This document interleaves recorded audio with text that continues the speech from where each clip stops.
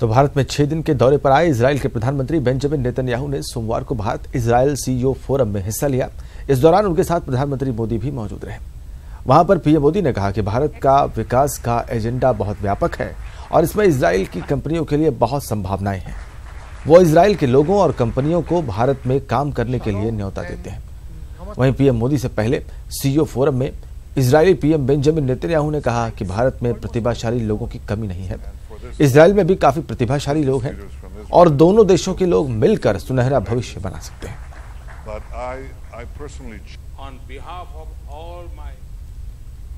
और अध्यक्ष बनने के बाद पहली बार अमेठी दौरे पर आए राहुल गांधी का आज दूसरा दिन है और पहले दिन के दौरे पर बहुत कुछ बदला सा था। इस दौरे में राहुल का पुरजोर विरोध हुआ और अब सवाल ये भी उठता है कि क्या राहुल के लिए अमेठी से दिल्ली की राह आसान नहीं रही।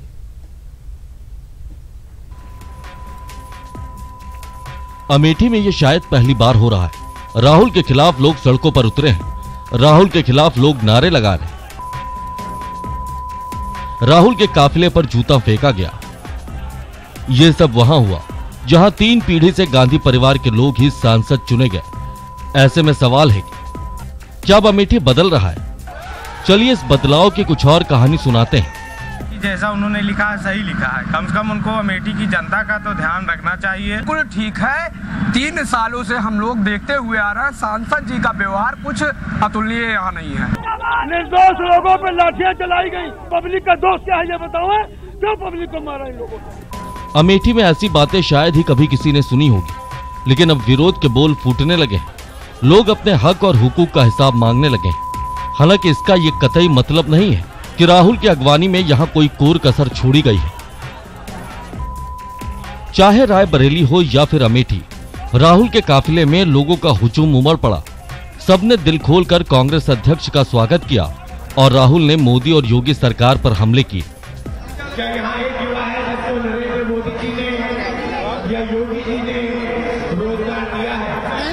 राहुल ने यहाँ रोजगार, किसान, काले धन और 15 लाख देने के वायदे याद दिलाए और जनता को ठगने के आरोप लगाए। इतना ही नहीं, राहुल ने बीजेपी की केंद्र और राज्य सरकार पर अमेठी के साथ भेदभाव करने के आरोप भी लगाए।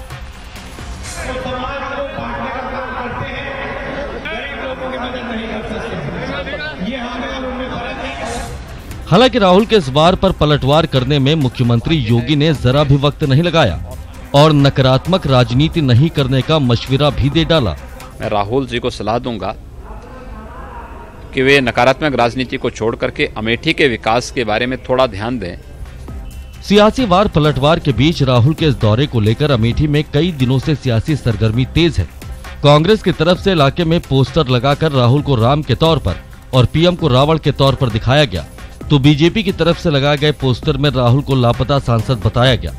अमेठी में राहुल के खिलाफ ऐसी घटनाएं पहली बार हो रही हैं। वैसे भी चाहे विधानसभा चुनाव हो या निगम का चुनाव, अपने गढ़ में ही राहुल की पकड़ कमजोर पड़ रही है।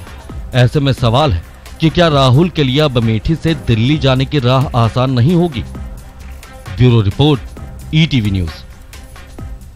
इधर सुप्रीम कोर्ट में अब शांति है। देश की सबसे बड़ी अदालत के जजों के बीच का विवाद अब खत्म हो चुका है। अटॉर्नी जनरल ऑफ इंडिया और बार काउंसिल ऑफ इंडिया दोनों ने सुप्रीम कोर्ट विवाद के खत्म होने का दावा किया है।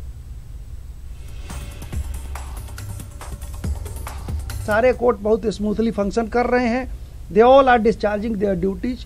तो इसलिए अब इस कहानी में कुछ रह नहीं गया, कहानी खत्म हो चुकी। सुलझ गया सुप्रीम संकट।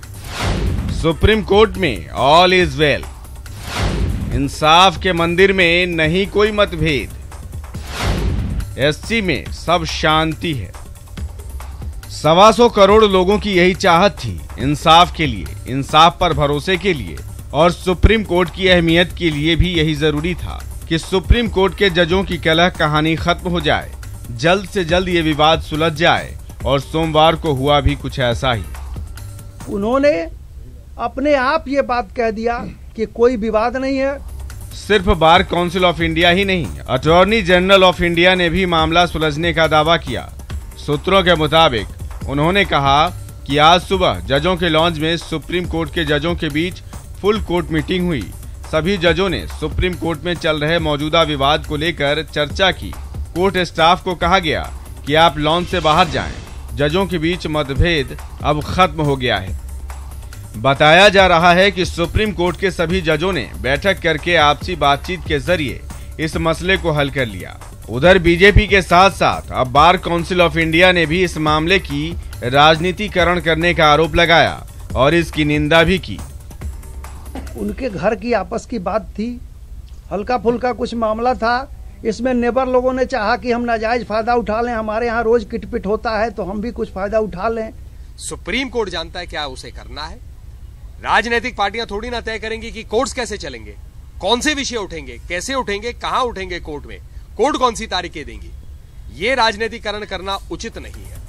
न्यायपालिका के बीच की बात अब तक सुप्रीम कोर्ट की चारदीवारी के बाहर नहीं आई थी। ये पहला मौका है जब सुप्रीम कोर्ट के बाहर कोई विवाद आया है। जो नाराज जज थे वो फिलहाल अब मान गए हैं और जो विवाद है वो फिलहाल सुलझ गया है। कैमरामैन प्रहलाद के साथ सुशील पांडे, ईटीवी न्यूज, दिल्ली।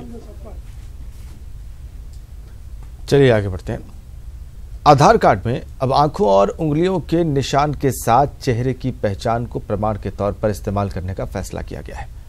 भारतीय विशिष्ट पहचान प्राधिकरण यानी कि UIDAI ने यह जानकारी दी है।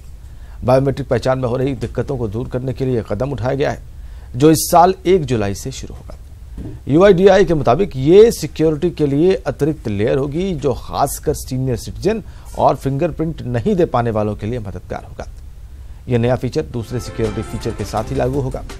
इसका मतलब है कि चेहरे की पहचान फिंगरप्रिंट, आयरिस या OTP के साथ ही मान्य होगा।